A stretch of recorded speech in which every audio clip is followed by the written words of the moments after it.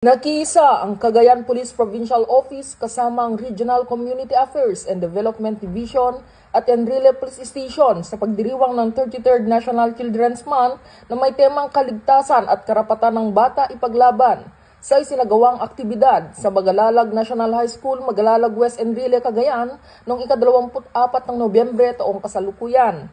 Pinangunahan ng paaralan ang programa sa pamamagitan ng welcome remarks ni Mr. Orlando Dayag, Officer in Charge ng Magalalag National High School, kung saan binigyan diin niya ang mahalagang papel ng komunidad sa pangangalaga at pagtataguyod ng karapatan ng kabataan.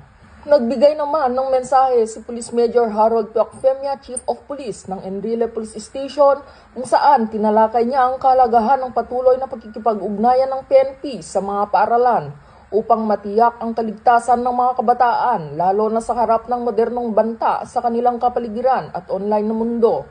Bilang bahagi ng advokasya laban sa pang-aabuso at karahasan sa bata, nagbigay ng mga kabuluhang talakayan si Police Major Baby Rose P. Kahulaw, Chief of the Community Affairs Service, Focal Person for Gender Development ng Regional Community Affairs and Development Division, hinggil sa isyu ng bullying kung paano ito nakakaapekto sa kabataan at ang mga hakbang upang ito ay maiwasan sa loob ng paaralan.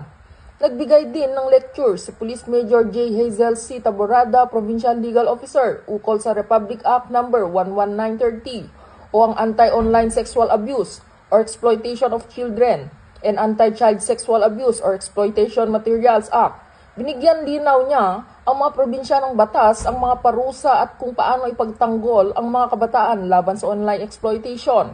Samantala, tinalakay naman ni Police Captain Sheila Joy Enfronda, Chief Public Information Officer, ang laban kontra fake news at kung paano maging responsable at mapanuring digital users ang mga kabataan. Dagdag dito, nagsagawa si Brother Roger Ikin sa Laam Police Advocacy Group, President Enrile Chapter ng Project Dawa, Dialogue and Awareness with Acceptance and Harmony, upang itaguyod ang wastong paggabay, tamang asal at moral at espiritual na pundasyon ng mga kabataan. Ang aktibidad ay bahagi ng patuloy na malasakit at programa ng PNP upang tiyaking ligtas, protektado at may sapat na kaalaman ang kabataan laban sa anumang uri ng pang-aabuso at maling impormasyon. Dito sa Lambak ng Cagayan, ako ang inyong PNN correspondent, Patrolwoman Ledesma, alagad ng batas, tagataguyod ng Balitang Pulis.